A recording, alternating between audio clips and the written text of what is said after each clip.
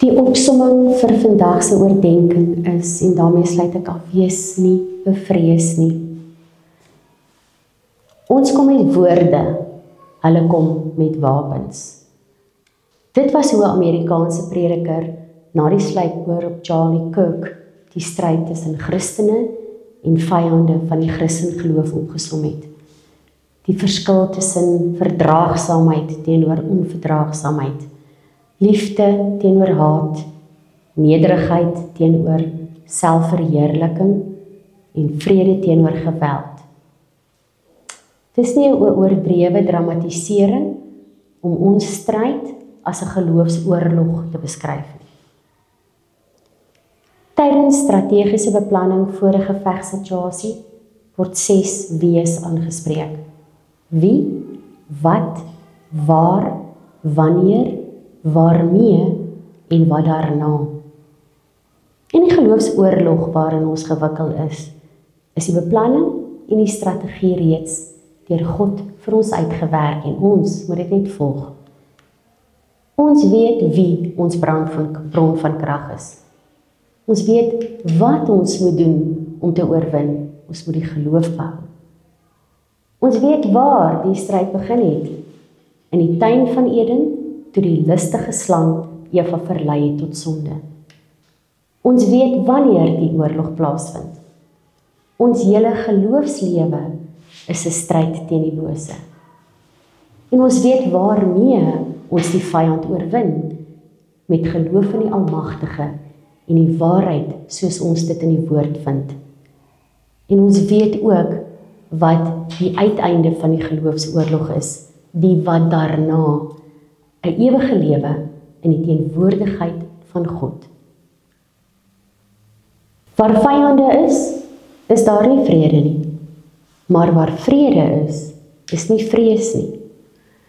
In 1 Johannes 4 vers 16 tot 18 lees ons wat die verskil tussen vrees en vrede is.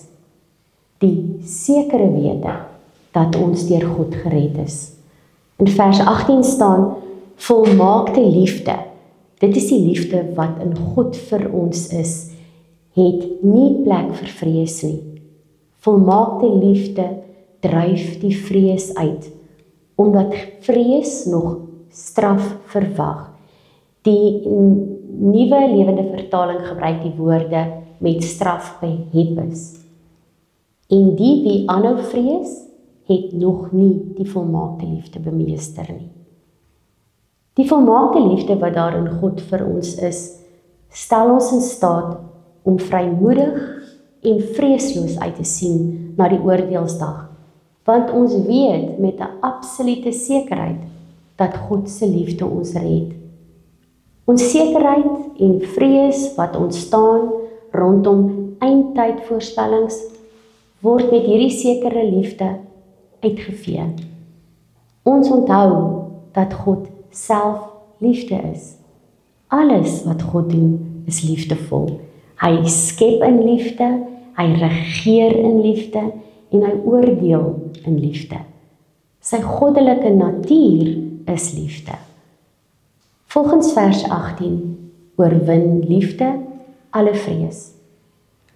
Goddelike liefde het op aarde 'n naam gekry.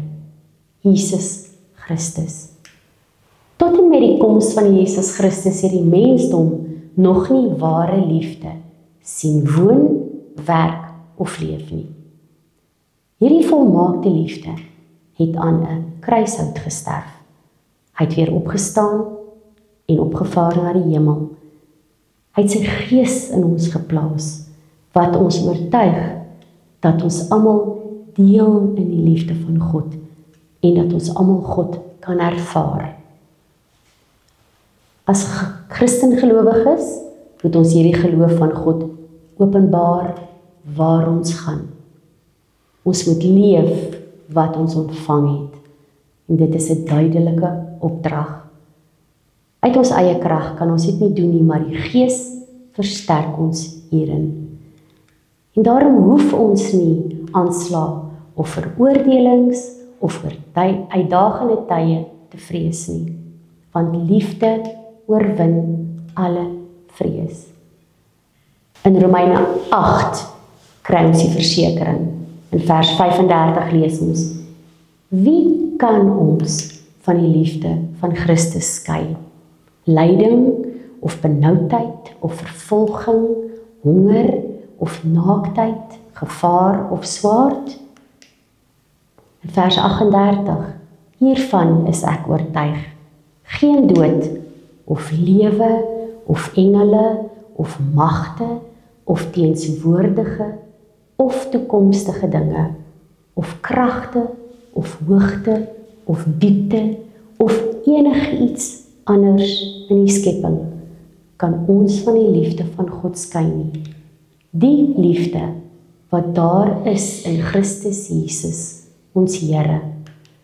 En laat ons daarom in liefde en sonder vrees woon en werk. Geseënde naweek.